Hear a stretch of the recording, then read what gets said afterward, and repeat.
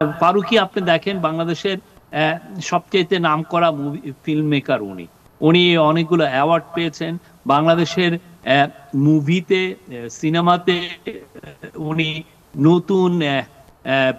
মাত্রার যোগ করেছেন নতুন ভাবে স্টোরি টেলিং নিয়ে আসছেন তো ওনার অ্যাকসেপ্টেবিলিটি অনেক হাই অনেকে ফেসবুকে অনেক ধরনের কমেন্ট করে জি তো সবকিছু কমেন্ট আমরা দেখছি তার আপনি নাসির উদ্দিন সাহেব তো খুব নামকরা সচিব ছিলেন উনি অনেকগুলো মিনিস্ট্রির সচিব ছিলেন উনি তথ্যতে ছিলেন উনি এনার্জিতে ছিলেন he has a long career খুবই স্টেলার একটা ক্যারিয়ার বাকি চারজন আছেন তারাও তাদের স্ব জায়গায় পারঙ্গম ছিলেন তো সেই বিচারে এবং তাদের নিউট্রালিটিও দেখা হয়েছে সেই বিচারে তাদেরকে আনা হয়েছে এবং আমরা আশা করি তারা তাদের প্রতি যে মানুষের যে আস্থাটা রেখেছে ওনারা এই আস্থাটা এবং ওনারা বাংলাদেশের নতুন যুগের সূচনা করবেন যে এমন একটা ইলেকশন দিবেন যেখানে কোনো ভোট রিগিং হবে না ভোটটা ফ্রি ফেয়ার ইনক্লুসিভ পার্টিসিপেটরি যাই বলেন সবগুলো হবে বাংলাদেশ ওয়ার্ল্ডের যে কোনো মানদণ্ডে এটা উত্তরণ করবে জি এখানে কি রাজনৈতিক দলগুলোর মতামতকে প্রাধান্য বা গুরুত্ব দেওয়া হয়েছে অবশ্যই যারা সার্চ কমিটিতে ছিলেন তারা রাজনৈতিক দলগুলোর সাথে কনসালটেশন করেছেন তাদের কাছ থেকে নাম চেয়েছেন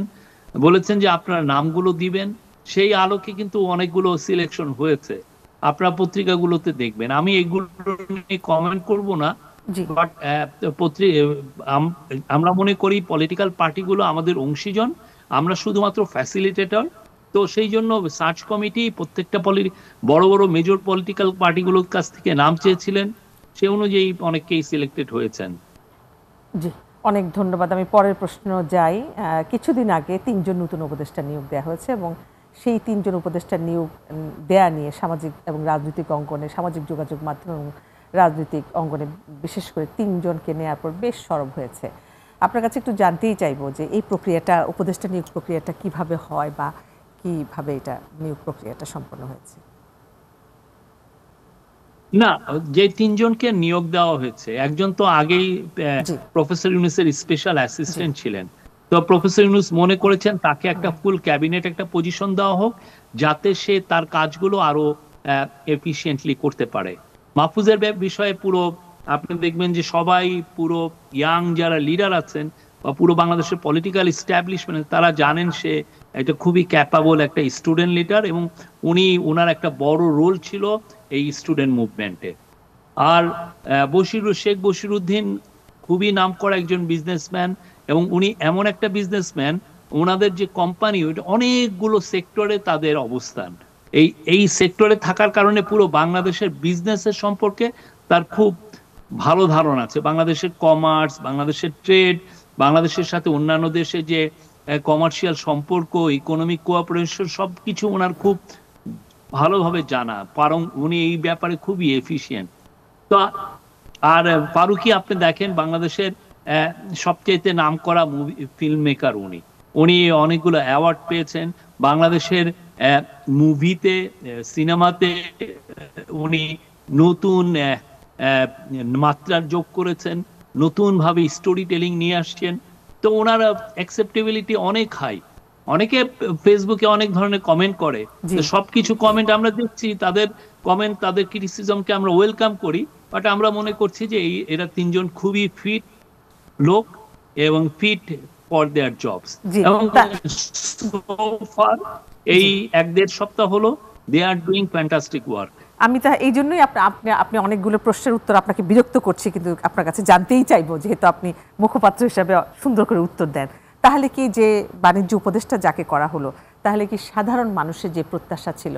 আইন শৃঙ্খলা দ্রব্যমূল্য বিশেষ করে দ্রব্যমূল্য সেই জায়গাটায় কি আমরা এখন আশা করতে পারি যে মানুষ এখন হাতের নাগালের মধ্যে তারা মানে বাজার করতে পারবে দেখেন আমরা প্রথম থেকেই আমাদের চেষ্টাটা ছিল যে দ্রব্যমূল্য সহনীয় পর্যায়ে নিয়ে আসা যাতে প্রত্যেকটা আমরা তো যারা ধরেন অনেকে আছেন যে আপার 5-4% 10% লোক ওনারা অনেক ভালো আছেন তো অনেকেই বাংলাদেশের সাধারণ মানুষ সত্যিকার অর্থে সেই আওয়ামী লীগের আমলের শেষের দিকে থেকেই তারা খুব কষ্টে ছিলেন আওয়ামী লীগের আমলেই দেখবেন যে ইনফ্লেশন 10% ছিল এবং ওইখানে ফিগার অনেক ক্ষেত্রে ম্যানুপুলেটেড ছিল। আর আমাদের তরফ থেকে প্রথম থেকে চেষ্টা ছিল দ্রব্যমূল্য কমানোর, কিন্তু দেখেন আমরা 100 দিনের মধ্যে জাস্ট 100টা দিন টেক ওভারের পরে দেখেন কতগুলো 6টা মেজর ফ্লাড হয়েছে, যেই সমস্ত ফ্লাড কোনোদিন হয় নাই।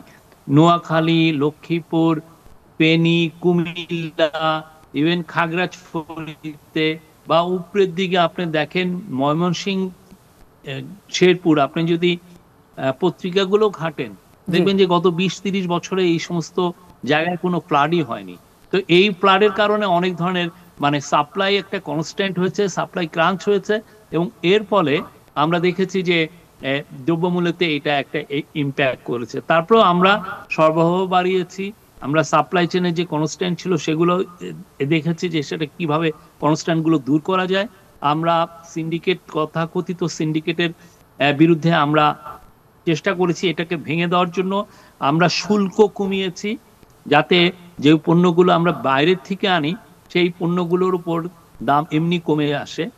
তারপরে আমরা যেটা করেছি যে আমরা ওএমএস এর মাধ্যমে অনেক নতুন নতুন পণ্য আমরা জনগণের কাছে নিয়ে এসেছি, যারা লো ইনকাম পিপল তাদের কাছে। তো আমাদের চেষ্টাটা ছিল এবং তার ফলে দেখেন আপনি যদি গত বছরের